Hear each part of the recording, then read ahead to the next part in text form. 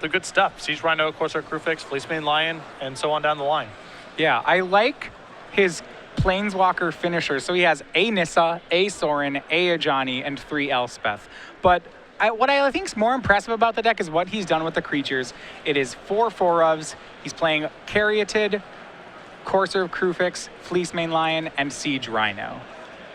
All solid stuff. Right. And I'd think on the mono black side, I'd have to think that Siege Rhino is a card you're really not excited to be playing against. Well, the biggest issue here is you look at Ethan's curve, it doesn't start until 4. And if he's without a mana accelerant, I think that Craig might just run him out of the building here. Yeah.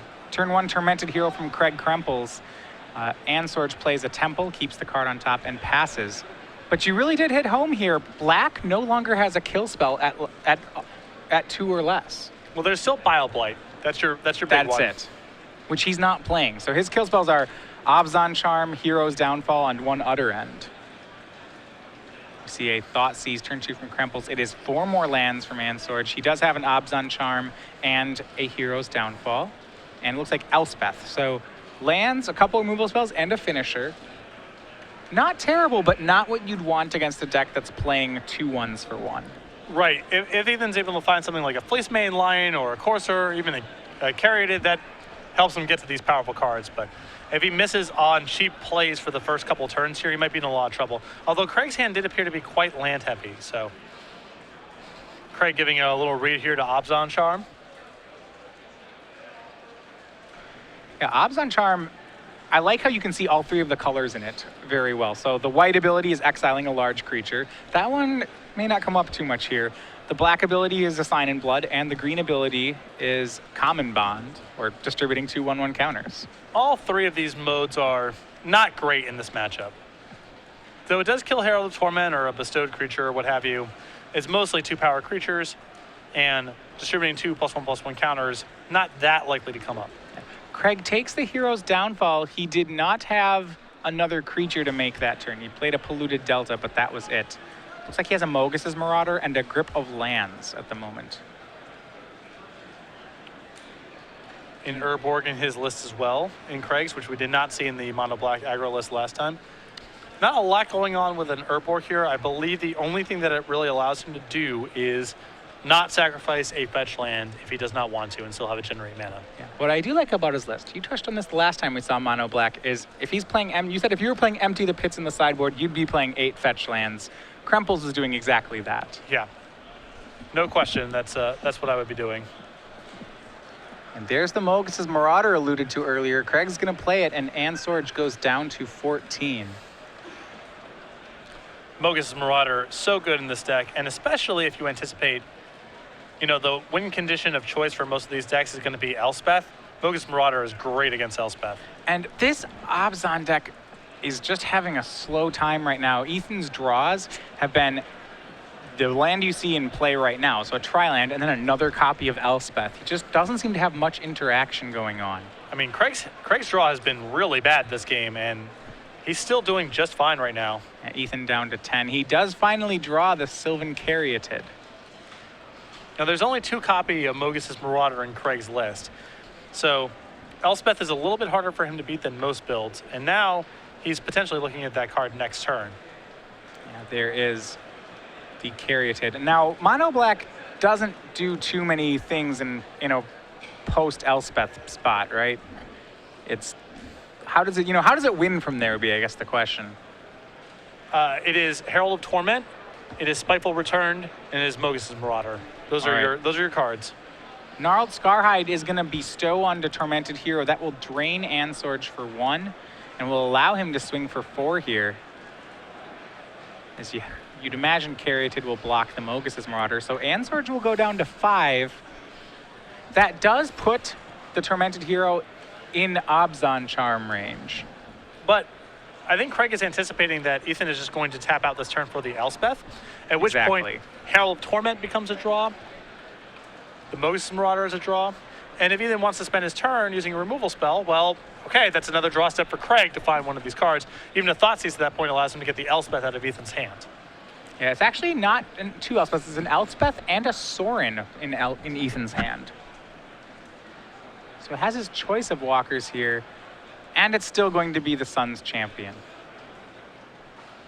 This is a card that was huge in block. Yeah, Craig showing Bio Blight here, and that's going to finish it off. Yep, Ethan making 3 tokens. Craig will Bio Blight them and attack for lethal. Game 1 will go to Craig Krempels on what I think is a pretty below average draw for his deck. That was, I mean, he flooded out pretty badly. He didn't have a, 2-drop on turn 2, but Ethan drew pretty poorly off of, those couple draw steps there once he got Thought Seized. He really needed to find a Sylvan Caryatid or a Corsair Crewfix, something to block and allow him to get to Elspeth faster, and Craig was just able to squeeze it out. Yeah, so we'll go to sideboard. I'm going to look at Ethan Ansorge's board first, and what can he do against these aggressive decks? And the good news is that I think he has recognized that this is a bad matchup, as his board is loaded for this matchup. So I'm going to start with 2 Drown in Sorrow, check. Yep. 4 Nyx Fleece Ram, Yep. check. 1 Last Breath. Yep. 2 Dark Betrayal. Yep. A Bile Blight. Yep. And actually, back to nature, though probably not for this matchup, probably for a hypothetical Constellation deck, also totally fine against mono black aggro, all sorts of enchantments. So that looks like a 12-card sideboard for this matchup. And he's got a lot of things to cut out. A lot of his planeswalkers are not very well suited for this matchup. The Obzon Charms, even the Thought Seizes are pretty bad. So he's got a lot of improvements to make in this matchup. Yeah, might even say, I would say he might even become a favorite post board based on the number of cards he has here. I always felt like the decks that were trying to win with Elspeth were always good matchups for me when I was playing mono black, just because you have so many ways to beat an Elspeth when they tap out that turn for it. Right. But he is bringing a lot of good removal and good blockers to the table to help him get to Elspeth at a high life total. Well, let's look over at Krempels' deck sideboard then. Not a lot to really bring in this matchup. I don't know if he wants to bring any more copies of Mogus' Marauder. It is good against the card Elspeth, but it's bad against the card Siege Rhino, for example. So 2 copies, I think, are definitely good. I don't know if he's going to want to really go past that. He has a Hero's Downfall. I think that can come in pretty safely. Another Whip of Erebos. 3 Crippling Blights. He does not want. 4 Fergus Heroes does not want. 2 copies of Empty the Pits. I like in this matchup. It's going to go on for a long time. And then 2 copies of a new card I've not seen before. So this card is Grim Haruspex. It's the first morph that we've seen people put in their decks right now, and it's an interesting one. What I like about it is first that it morphs for 1, but I would imagine in this deck he'll be playing it face up a lot of the time, and it means whenever another one of his creatures dies, provided it's not a token, he will get to draw a card. That's presumably going to be good against these heavy kill spell heavy black decks. For sure. And it's also, 3 power creatures are also pretty good against these sort of decks for punching through Sylvan Caryatid as well. So I imagine this is going to be coming in some number, though we're talking about a lot of cards now. I'm not entirely sure where Craig is going to make the cuts, because the creature base, he can only really fiddle around with so much. He needs to remain threat dense. I assume he wants to keep in his Thought Seizes. I really like bringing in the 4th Hero's Downfall, so I wouldn't cut any of those. I guess the 3 Bile Blights can go pretty safely. Yeah, there's not too much to Bile Blight in Ansorge's deck. He does play 4 Fleece Mane Lion, and that's not a bad play for Krempels to Bile Blight it, but keeping them in just for that seems like a lot. Fleece Mane Lion is among the lower power cards in this matchup on Ethan's side, so I wouldn't be going on my way to try to beat that card specifically if I'm in Craig's seat. So explain that to me. I would think a 3/3 for 2 is good against a deck full of 2/2s. Well, it's hard for him to cast it on turn 2, just given the nature of his mana base. And once you start talking about casting that on turn 3 or turn 4, it's just not worth very much. If he has it on time and it doesn't prohibit him from doing other things, it can be okay. But if I'm in Craig's seat, I'm much more scared about Sylvan Caryatid on turn 2 than I am about Fleece Mane Lion. Yeah, Ethan has built his mana base in a way where he's actually trying to hit a lot of his things on curve. He's paying life points for it.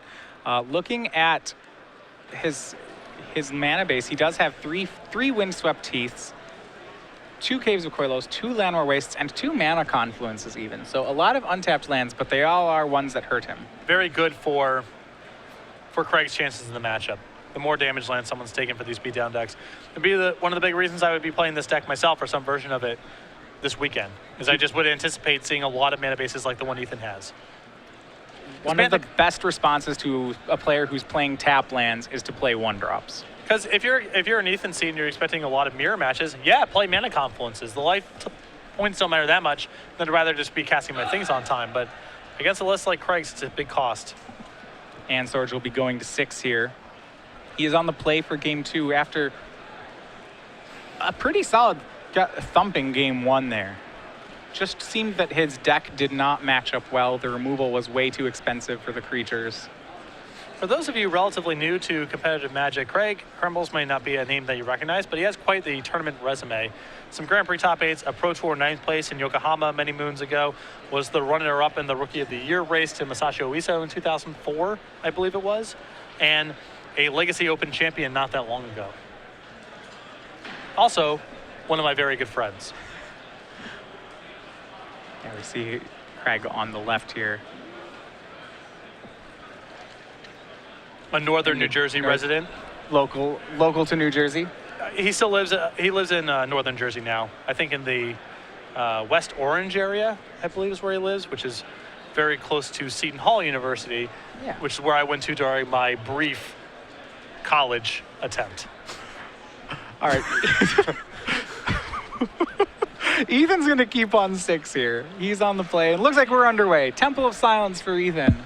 He's going to keep a card on top. It looks like he has a turn 2 Nyx Fleece Ram. And Bloodsoak Champion's there for Craig. Here's the superstar. The champion or the Ram? The champion. I mean, in this matchup, the Ram. I mean, for this mono black deck. Oh, yeah. This is the new superstar for this deck, though not that good against Nyx Fleece Ram. Like most 2-1s, not really that good against Nyx Fleece Ram. Well, he's going to get his choice of Sylvan Caryatid or Nyx Fleece Ram. His draw was Caryatid. See which way Ansorge goes. It's going to be the sheep. Right there into play, a 0-5. Going to wall up. I like leading off with the Ram. There's an attack. He's risking Bioblight here by blocking with the Ram. Craig doesn't have anything, I don't think. And he'll play Tormented Hero. Craig keeping a 1-lander on the draw there. Punished a little bit. That's fine. Are most 1-landers fine, or do they have to be a certain kind of 1-lander? I mean, when you have stuff to do, if he's got a couple 1-drops, I think he has a Thoughtseize in his hand. I like keeping it. Though now it's getting really ugly. Tri-land and a Sylvan Caryatid for Ethan Ansorge. A swing for 4 from Krempels into the pair of defenders. Technically, I guess a 0-5 and a 0-3. The 0-5 doesn't have defender. That will put, does not do any damage. Now he gets to decide between another 2-1 and a Thoughtseize. 2-1 being Gnarled Scarhide. It's a rock and a hard place here because, he has to get something going before these Thoughtseize doesn't even mean anything. But what happens here most likely is Ethan just plays something else that invalidates the other 2-1 you just played, whether it's a removal spell or another blocker. I mean, eventually Ethan plays something big, right? He plays like an Elspeth or a Siege Rhino even. Yeah, it's eventually is the right word for it because he's taking no damage. Right. And getting a life a turn, so he finds something to do at some point. All right, I have a sweet play that might happen here. So Ethan's draw for the turn was Abzan Charm. Oh, yeah. So what happens when Craig swings into these defenders and Ethan puts a 1-1 counter on both of his 0 power guys? Let me tell you, a 1-4 Hexproofer, that's not easy for mono black aggro to beat. I mean, he's gonna 2-for-1 him with it. If he's lucky. Thoughtseize. All right, if you're Ethan, well, I don't think he's gonna get to trick him. He only has 1 non-land, so he's gonna go ahead and use it. Craig dodged a bullet here. He almost swung into this. Abzan Charm will be cast. He's gonna go ahead and draw 2, lose 2 with it. Okay, that's fine, I suppose. If his hand's really land heavy, I probably would have just snapped off the tokens because I'm pretty sure it's correct and it's hilarious, which is the tiebreaker. Which is the tiebreaker for me. And anytime there's a play like this. Yeah, where you're like, gosh, you just had that 1-4 Caryatid and that 1-6 Nyx Fleece Ram. I had no outs. And the Ram, you don't want to know something about Ram. I think it's not a defender. No. Start going beatdowns. Blocks 2 of them, takes 2. Ethan down to 18. And yeah, I guess the worry is if you draw 2, that you draw land and a spell, and then the Thoughtseize gets you anyway, which is what happened. So Ethan with another land. No progress yet, but all the time in the world. He's going to scry. Keeps it on top. And he'll pass. Craig has now getting some damage in, but see just if it's soon enough. Swinging to get that 2 points in. Ethan is down to 17. And Spiteful return to play for Krempels. And then Ethan back up to 18. Nick's Fleece Ram can be a real jerk. Oh, yeah. On the draw. The draw there was Drown in Sorrow. All right. All right, yeah. Ethan's not winning, but he sure isn't losing. See, now if we had that 1-1 counter on the Ram, then we could start closing the door here. But instead, we're going to have to wait a while. So we're going to have to just top deck. Got to scry 1 there. And here comes a 3-drop for Krempels. It's Herald of Torment. This guy's going to be able to attack. Now, here's the thing. As bad as that Drown in Sorrow was on the surface of it, and it was pretty bad for Craig, it's not like his board was worth that much to begin with. Right. You know what I mean? They weren't doing, it was 2 damage. They weren't doing anything. Second Nick's Fleece Ram. I like how Ethan, his reminder die, he takes it up to a 2, just to make sure.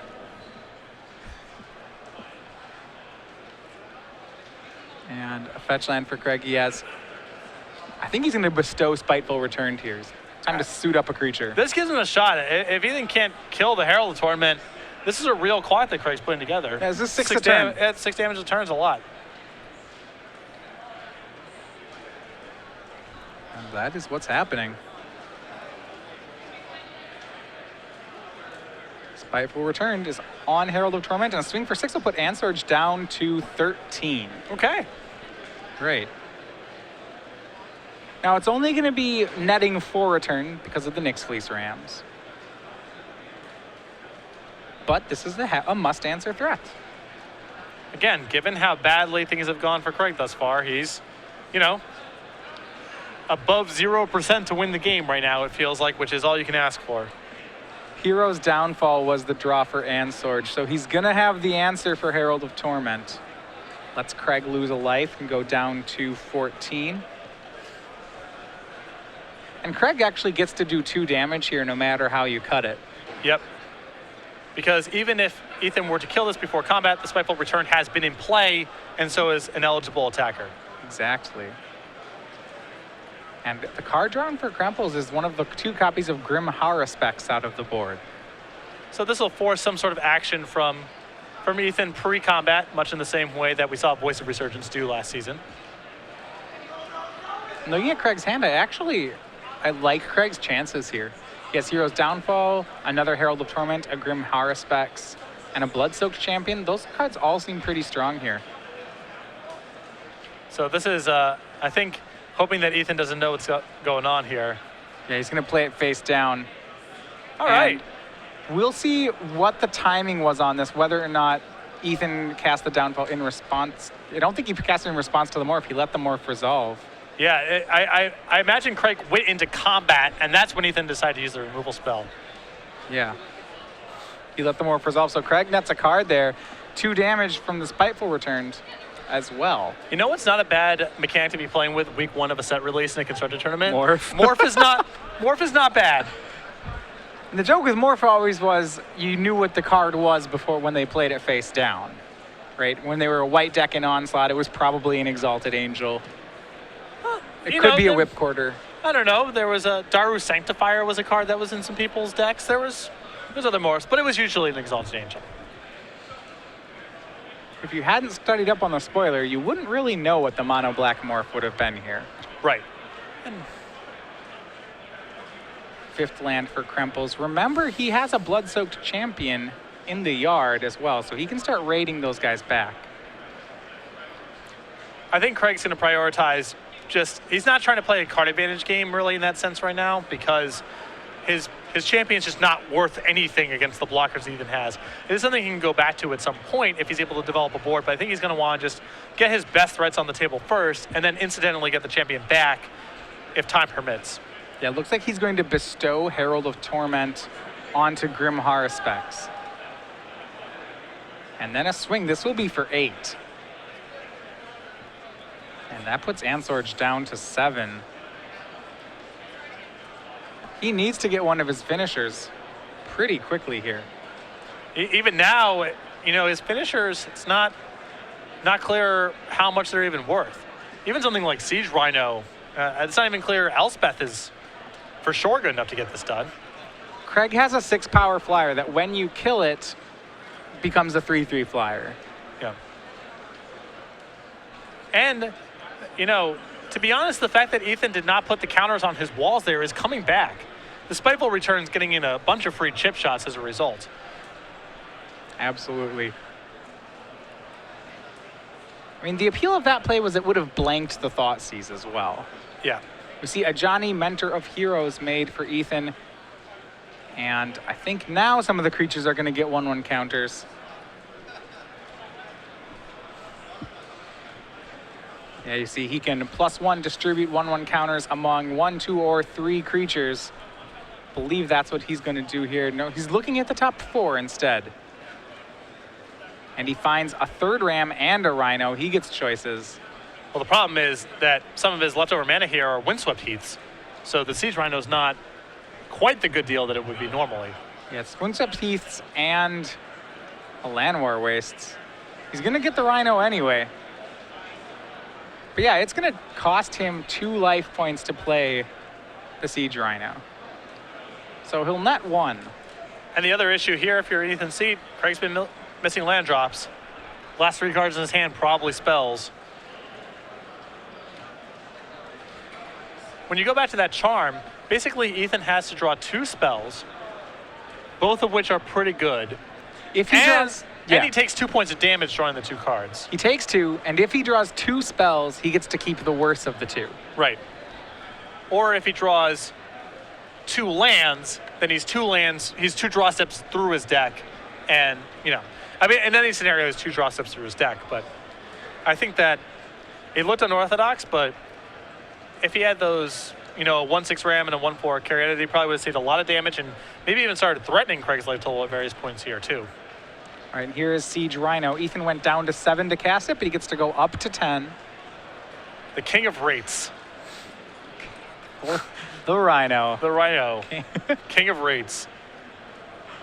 Krempels down to 9, it looks like. So at some point here, Ethan maybe can counter race here. I think that if Herald of Torment is Craig's draw here, it's just lethal. And that is Herald of Torment on Spiteful Return. That gives the team flying. That's going to be an attack by Krempels for at least 10, if not more. Both of them are 6-power flyers. It's for 12. Ansorge at 10 means that's a lethal attack. And 2-0, Craig Krempels wins the match. Very impressive given how bad. I mean, he stalled on 1 land, went 1 drop, 1 drop, 1 drop, 1 drop into multiple walls, one of which was a Ram. Got everything swept away by Drown in Sorrow.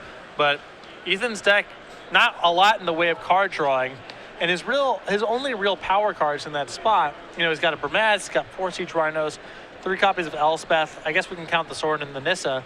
Not really a lot of finishers from that position. So Craig was able to deploy some of his powerful threats, and the mono black aggro deck has a lot of staying power because of the bestow cards, which is what we saw there in game 2.